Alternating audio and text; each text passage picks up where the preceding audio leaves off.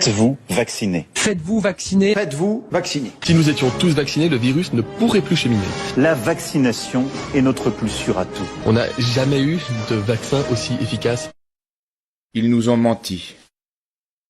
Vous avez 900 et quelques des sportifs qui sont décédés. Et ceux-là étaient tous vaccinés. Tous vaccinés. Tous vaccinés. On a un jeune de 17 ans devant son lycée, arrêt cardiaque. Tous protégés. Le député néerlandais Rob Roos demande à Madame Janice Moll, est-ce que le vaccin Covid de Pfizer a été testé pour empêcher la transmission du virus avant son arrivée sur le marché? Et que répond Madame Janice Moll, qui venait à la place donc de Monsieur Bourla, PDG de Pfizer? Elle dit ceci. No, we had to really move at the speed of science. Non, nous devions vraiment avancer à la vitesse de la science. La vaccination empêche la transmission. Non. No. On sait maintenant que les vaccins préviennent la transmission. Et qui est de protéger les autres. No. Hallucinant. Quand vous êtes vacciné, vous ne risquez pas de contaminer les autres. Non, non. No. Ils nous ont maltraités. À chaque fois, quand je mets bien mon masque, il y a la buée dans les lunettes. Et c'est vraiment gênant. On a du mal à respirer et puis quand on parle, on s'entend moins. Je dois toujours porter le masque tous les jours à l'école pendant des heures et des heures. Je peux même pas aller chez ma voisine. On peut même pas discuter. Je suis toute la journée renfermée là-dedans. C'est pas une vie à 97 ans. C'est vrai que c'est à cause du virus. Oui, mais je comprends bien. Mais ma voisine n'a pas le virus et puis moi non plus. Les enfants aimaient tous les jours, c'était l'un, c'était l'autre. On a des personnes qui sont mortes de tristesse, non pas du Covid, mais de tristesse. Ils nous ont volés. Parce que vous avez peur de tout perdre aujourd'hui? Ah, moi, je perds tout. Je perds tout. J'ai mis toutes mes économies dans mon affaire. Tout ça boue. On est trop sympa, on ferme. Infernal. Bon, on se fout de nous, carrément. Bernard, vous n'avez plus aucun revenu aujourd'hui. J'ai plus rien. Il me manque une porte, une cote pour me vendre. Ils comprennent pas ce qu'ils nous font. Tout sujet, mais tout. Je vais tout perdre. Qu'est-ce que je vais faire? Tout est ouvert, mais pas les petits commerçants. Ils nous ont empoisonnés. Et puis en août, quand j'ai fait mon deuxième vaccin, une semaine plus tard, je me suis retrouvée avec 18 jours d'hémorragie. Quand je veux dire hémorragie, je me suis vidée de mon sang. C'était affligeant. J'ai vu des caillots, des choses sortir de mon corps à me demander si mon corps se décomposait. Et j'ai dû mener cette bataille toute seule jusqu'à découvrir qu'en fait, mon médecin m'a répondu que c'était un effet normal. Une réaction normale post-Pfizer. Puis j'ai été voir mon gynécologue qui lui aussi m'a dit que c'était un effet normal. 3 semaines de règles, de façon hémorragique, 1 semaine de répit et ça recommence. Donc je suis épuisée. Ma gynéco ne sait même pas quand est-ce que ça va s'arrêter. Ça peut s'arrêter du jour au lendemain comme jusqu'à la ménopause. Donc j'ai que 38 ans. Je me demande quelle sera ma vie parce que je suis déjà épuisée, ça fait même pas 1 an. Et aujourd'hui, je n'arrive plus à marcher, j'ai mal partout, ma colonne vertébrale me brûle en permanence. Et je tremble des fois, mes jambes elles bougent toutes seules et c'est vraiment compliqué à vivre. Et les médecins ont diagnostiqué une maladie cousine de Guillain-Barré qui serait liée au vaccin. Ça, c'est les médecins qui vous l'ont dit? Oui, c'est la neurologue et c'est écrit noir sur blanc sur le papier. On nous a caché le fait que ce n'était pas un vaccin qui était sûr et efficace, qui avait une innocuité, une sécurité, puisque aujourd'hui on est des centaines de milliers de personnes touchées. Et quand la pharmacienne m'a dit de toute façon on est obligé de se faire vacciner puisque nous sommes tenus par la loi de le faire, donc tu vas devoir le faire quoi qu'il arrive. Et je l'ai fait, j'ai fait la 3e dose. Et là, ça a été le début de l'enfer pour moi. Ma vie, elle a complètement basculé. Juste après l'injection, j'ai commencé à ressentir des douleurs qui montaient. Alors au début, en fait, je me réveille le matin et je vois du lait qui sort de ma poitrine alors que j'ai pas allaité depuis 3 ans et demi. Donc je commence à paniquer. Et puis, je prends ma douche et là, je vois des taches noires qui devraient pas être là. Et là, on m'annonce que j'ai une encéphalomyélite myalgique. Donc, c'est une maladie neurologique multisystémique qui atteint le système immunitaire, le cerveau et tous les organes. Et c'est une maladie qui est incurable, pour laquelle il n'existe aucun traitement. Comment vous pouvez convaincre ce matin ceux qui nous écoutent d'aller tout à l'heure se faire vacciner? Je leur dis que on a un vaccin qui est plus efficace. On a 3 ans de recul. On sait qu'on n'a pas d'effet secondaire. Quand vous entendez Aurélien Rousseau, le ministre de la Santé, cette semaine, qui dit qu'il n'y a pas d'effet secondaire à la vaccination du Covid. On n'a pas d'effet secondaire. Est-ce qu'il a raison de le dire comme ça? Sur le fond, non, il n'a pas tout à fait raison. Je suis le papa de Mélanie Massip, qui est décédée le 7 août 2021. C'est vrai. 48 heures après la vaccination, elle a eu un arrêt cardiaque. Elle a été emmenée à l'hôpital de la Péronie à Montpellier. Elle a tenu 24 jours. Pas. 24 jours. Est-ce que ça a été prouvé que c'est directement le vaccin qui... Non, ils ne veulent pas le prouver. À la fin, ils nous ont dit mort naturelle. Mort naturelle. Et c'est pas possible. 48 heures à 16 ans, 48 heures après la vaccination, c'est pas possible. Elle allait fêter ses 16 ans. Elle était à 2 jours de fêter. Assiste-t-on à une surmortalité mondiale? Alors, en ce qui concerne la France, l'INSEE vient de donner les chiffres et ils sont étonnants. Il y a eu 675 000 décès en 2022 et l'INSEE s'interroge parce que c'est plus qu'en 2020 et 2021 qui étaient des années Covid. L'INSEE admet dorénavant que les jeunes meurent trop. Un peu trop en 2021 et beaucoup trop en 2022. Il y a environ 200 crématoriums en France, un secteur sous tension qui fait face à une vague inhabituelle de décès. Comme par hasard. Ils veulent tout contrôler. En créant Homo Deus, l'intelligence artificielle pose un problème aux religions. L'homme va faire ce que seul Dieu pouvait faire. Tuer la mort, augmenter notre cerveau, coloniser le cosmos, nous augmenter. L'homme va être pourvu de pouvoirs quasi divins avec l'intelligence artificielle. Dans 20 ans, notre cerveau sera directement relié à un cerveau synthétique virtuel et notre pensée deviendra un mélange de pensées biologiques et non biologiques.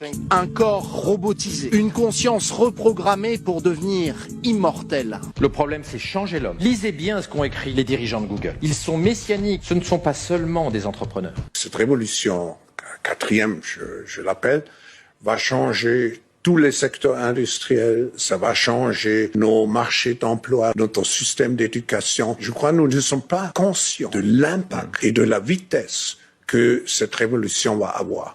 L'histoire du Covid, c'est un outil au service d'une cause supérieure, c'est-à-dire création d'une gouvernance mondiale avec une spiritualité bien particulière. Nous pourrons, ensemble, contribuer à la création d'un ordre mondial. Un ordre mondial, nouvel ordre mondial, le nouvel ordre mondial, nouvel ordre mondial. Nouvel ordre mondial. On peut imaginer un gouvernement mondial à Jérusalem. L'ordre mondial, Nouvel ordre mondial. a new world order. Établir un nouvel ordre mondial. Il faut viser le gouvernement mondial. On va vers ça. Are we ready for a new world order? Leur intérêt, c'est la concentration du pouvoir. Leur intérêt, c'est la prise de pouvoir politique mondiale. L'idée derrière l'expression Great Reset, c'est tout simplement que le Covid a changé le monde, on va donc devoir s'adapter, et l'expression a donc été complètement détournée par les conspirationnistes qui y voient un projet caché. Il est écrit dans ce livre, c'est la mise à bas un peu de démocratie, une société de la technosurveillance en réalité. Oui, c'est ça, c'est une étatisation complète et qui va restreindre pas seulement nos libertés économiques, mais aussi les libertés fondamentales. Est-ce qu'on doit être plus contraignant? Et donc, nous allons mettre en place une organisation à travers ce que j'appellerais un pass sanitaire. Est-ce qu'on doit mettre des mesures de contrôle? C'est-à-dire, on va demander à ce que d'abord les gens s'enregistrent. Des mesures pour faciliter le système d'alerte, pour commencer à aller vers de la stratégie, soit de contrainte, qui puisse être enregistrée avec un code, soit de rationnement. Et nous avons obéi. En l'hommage de mon fils unique, Frédéric Merle, 41 ans, qui est décédé le 10 avril 2021 suite à la première injection d'AstraZeneca. Ce vaccin, qui s'est comporté comme un véritable poison, a généré chez lui de multiples thromboses atypiques, dont une au cerveau qui lui a été fatale en quelques heures. Et il n'est malheureusement pas la seule victime des vaccins anti-Covid. J'appelle la population à ne pas céder à la panique qui est insufflée depuis plus d'1 an par le gouvernement et par les médias aux ordres. Nous sommes toutes et tous des cobayes entre les mains des laboratoires pharmaceutiques soutenus par notre gouvernement. Et interrogez-vous, pourquoi cette vidéo pourrait-elle être censurée? Qui peut-elle déranger? «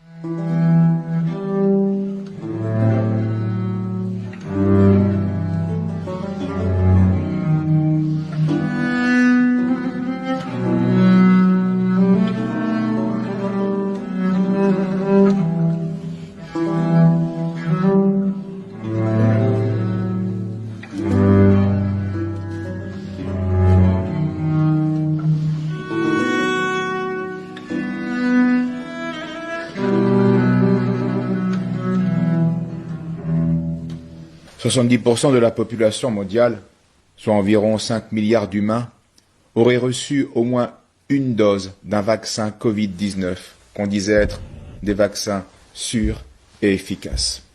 3 mots, 3 mensonges. Il s'agissait d'injections géniques expérimentales, dangereuses et inefficaces. Le professeur Denis Rancourt a résumé cette imposture en une phrase. Imaginez un vaccin tellement sûr que vous devez être menacé pour le prendre, contre une maladie si mortelle que vous devez être testé pour savoir si vous l'avez. On a transformé un événement semblable à une grippe saisonnière inoffensive pour 99% de la population en l'opération psychologique et de propagande la plus massive de l'histoire de l'humanité. La plus grande expérimentation jamais organisée. La campagne la plus massive et concentrée de vaccination jamais réalisée.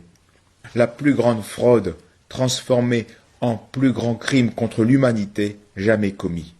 Comme le remarquait le philosophe Alexis Hopf, être contraint de s'injecter un produit expérimental pour garder ses libertés individuelles, c'est être dans un régime totalitaire. Et ne pas le voir, c'est être dans le déni. Le monde se divise donc désormais en 2 catégories. Ceux qui croient encore au récit sur le Covid et ceux qui se disent « Quoi ? Des gens y croient encore ?» Ce livre s'adresse à ces 2 catégories. En offrant une synthèse puisée aux meilleures sources, elle permet de mesurer l'ampleur inédite de l'imposture, mais aussi de se préparer aux prochaines épreuves qui ne manqueront pas.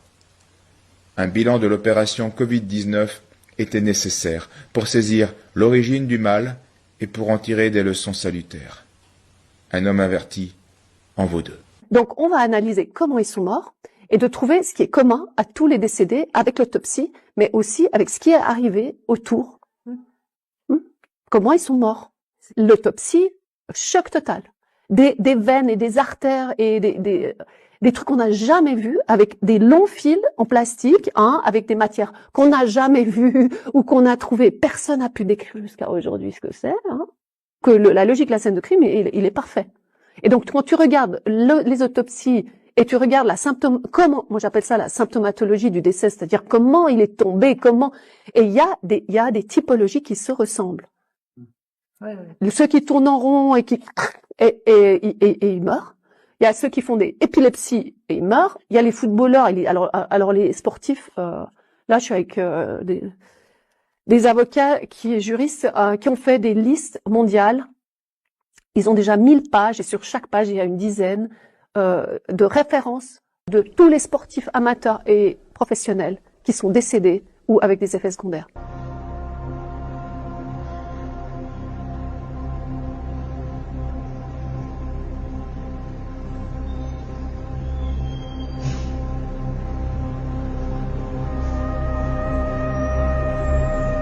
Une femme âgée est décédée dans ce qui semble être le premier cas en Australie du Sud de coagulation sanguine fatale causée par le vaccin Covid d'AstraZeneca.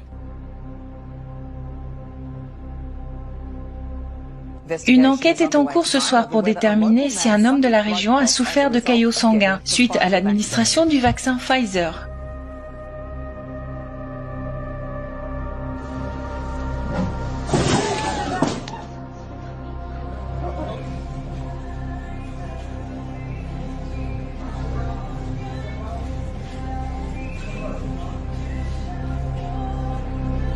2 enseignants qui ont travaillé à l'école primaire Solomon pendant plus de 20 ans sont décédés subitement cette année scolaire.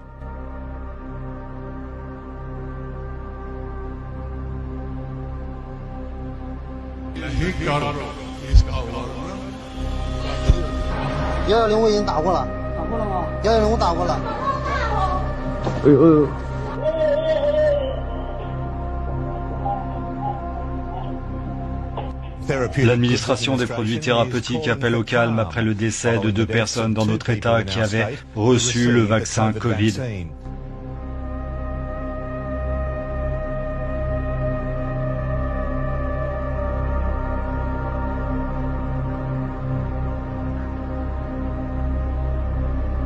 Colette Bain, l'élève athlète du lycée de Woodgrove, est décédée de façon inattendue.